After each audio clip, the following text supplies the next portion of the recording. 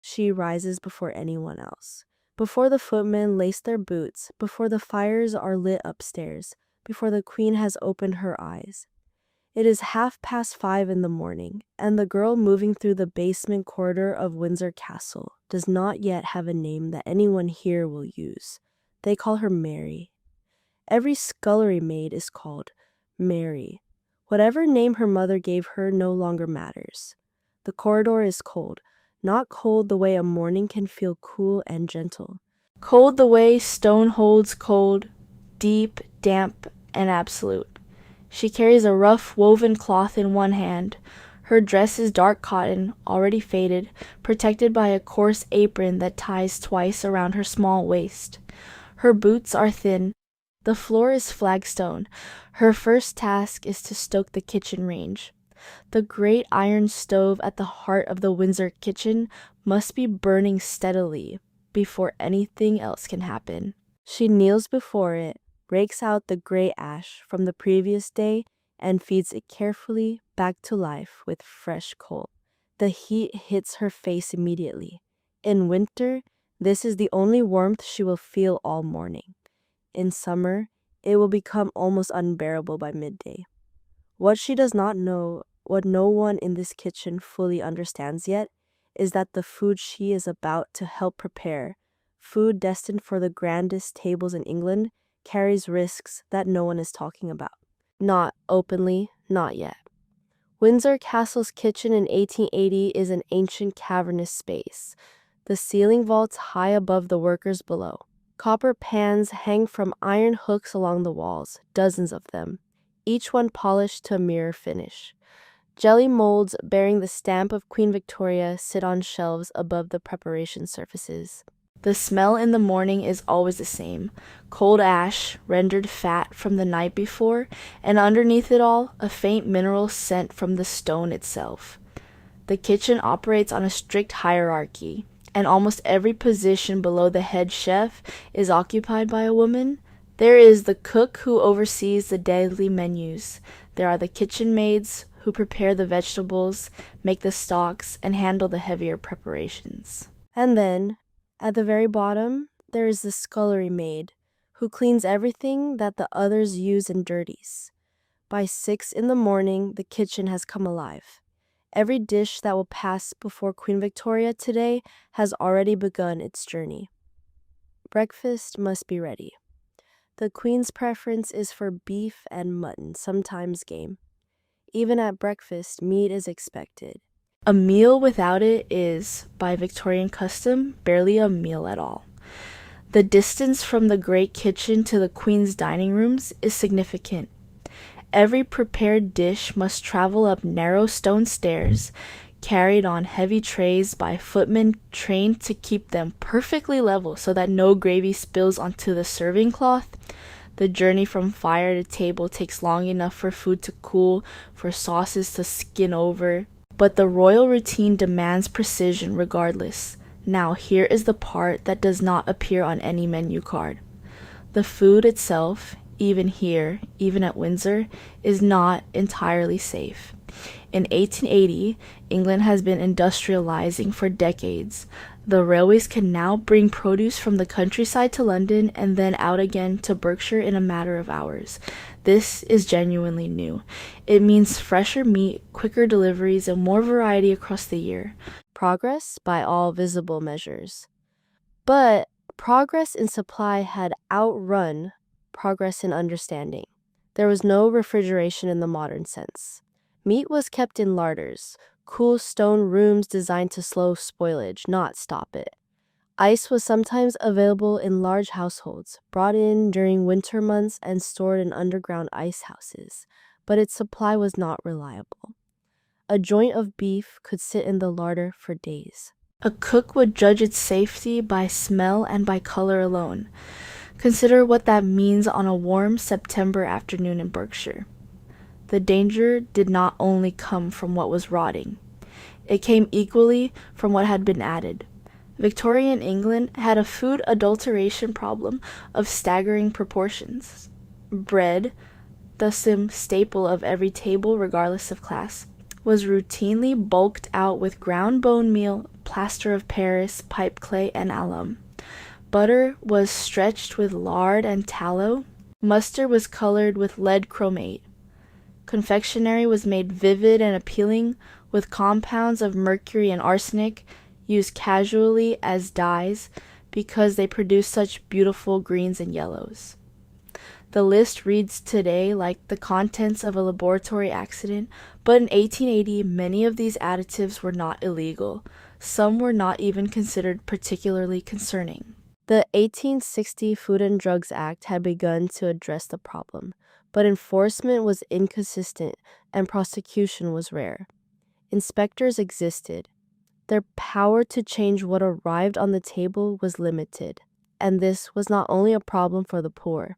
The very supply chains that brought food to Windsor's kitchen passed through the same markets, the same wholesale suppliers, the same traders as everyone else. Arsenic, in particular, moved through Victorian life with a casualness that is difficult to imagine now. It was used in medicines. It was used to give glass a particular clarity. It was used as a dye, Sheely's green, a vivid color found in wallpapers, fabrics, and food coloring alike.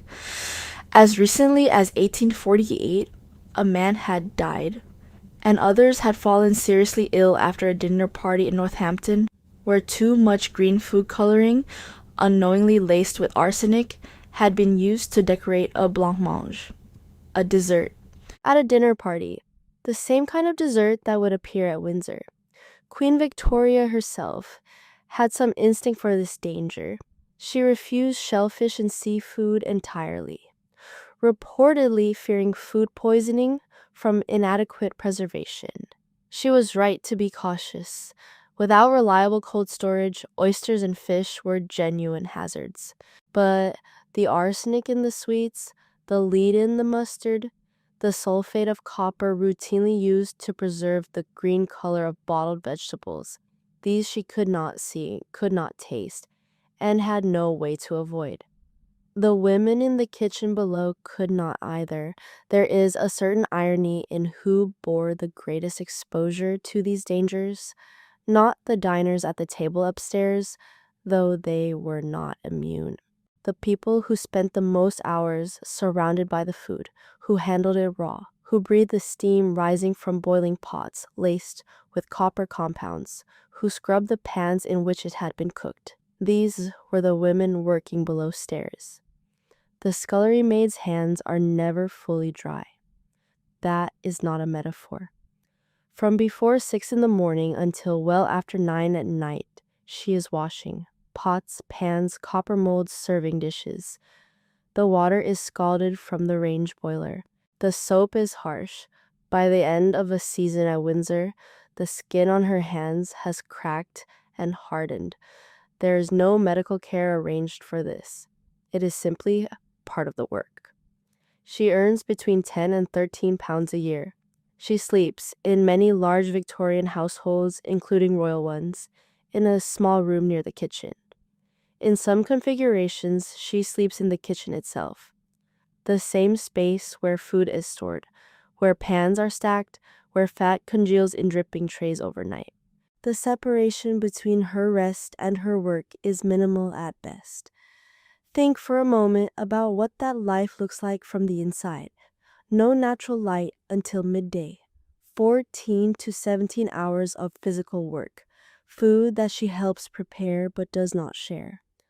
Lower servants ate plain food in the servants' hall, separated entirely from the elaborate courses carried upstairs. She might spend the morning preparing a sauce she will never taste, dressing a roast she will never see served, washing the plate from which the queen ate a meal the maid helped to make possible.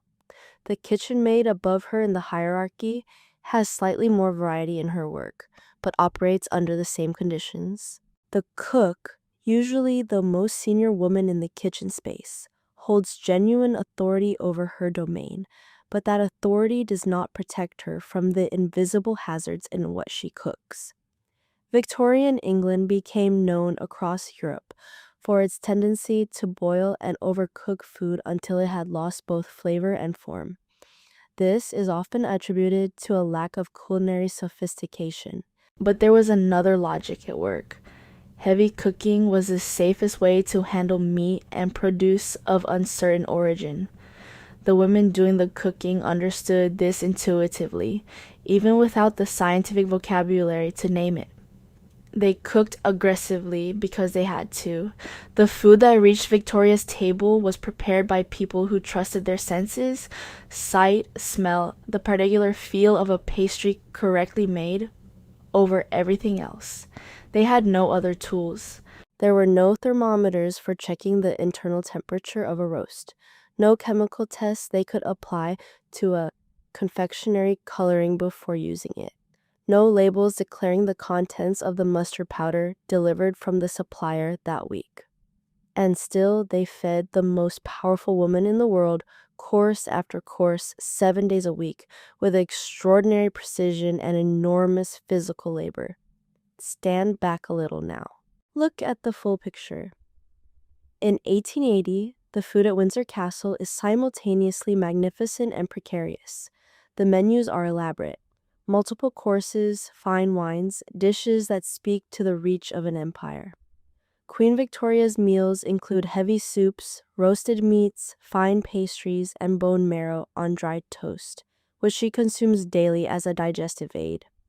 The silver cutlery is polished to a reflective surface. The service is exacting. The ritual of the dining room is among the most refined in the world. And underneath all of it, in the cold stone basement, women are rising before dawn to make it possible, working with food that might contain lead, arsenic, or copper compounds in quantities no one is measuring. They are doing this for wages that would not cover a week's groceries by any modern standard, in conditions that would be recognized today as occupational health violations, without the legal protections that would eventually, slowly, incrementally, emerge from the reforms that had already started too late for them to gain ground. The Food and Drugs Act of 1860 was a beginning. Further amendments in 1872 and 1879 tightened the standards. The late 1880s and early 1890s would see the first wave of genuine prosecutions for food adulteration, standards that we now consider basic, that what is on the label reflects what is in the package, that food coloring should not contain arsenic, that bread should not contain plaster of Paris. These were contested, debated, and legislated into being over the course of decades, not years. None of the women working in the Windsor kitchen in 1880 would live to see the full shape of those changes, but they worked within the system they had, adapting to its constraints with the practical ingenuity that has always characterized women's labor in domestic spaces. What has changed since 1880 is considerable. Food safety regulation now governs almost every step of what reaches any table. Refrigeration has transformed the relationship between distance and freshness. The worst of the industrial adulterants have been removed from the food supply. No one is coloring confectionery with arsenic compounds today. What has not entirely changed is the structure behind the food. The people who do the preparation, the cleaning, the early morning work that makes the finished meal possible. They are still, in significant proportions, women. The work is still physically demanding. The pay is still, relative to the work, low. The visibility is still limited. The credit rarely reaches the people in the kitchen. The scullery maid called Mary, whose name was not Mary, who rose before the castle woke, who carried the weight of the meal in her reddened hands. She left no record behind. Only the routine remains and the faint impression of what it cost to produce a table that someone else remembered as beautiful. Some things are harder to change than the food on the plate. Do you have a suggestion for the next video? Share it with me in the comments. I'd be happy to bring it to life.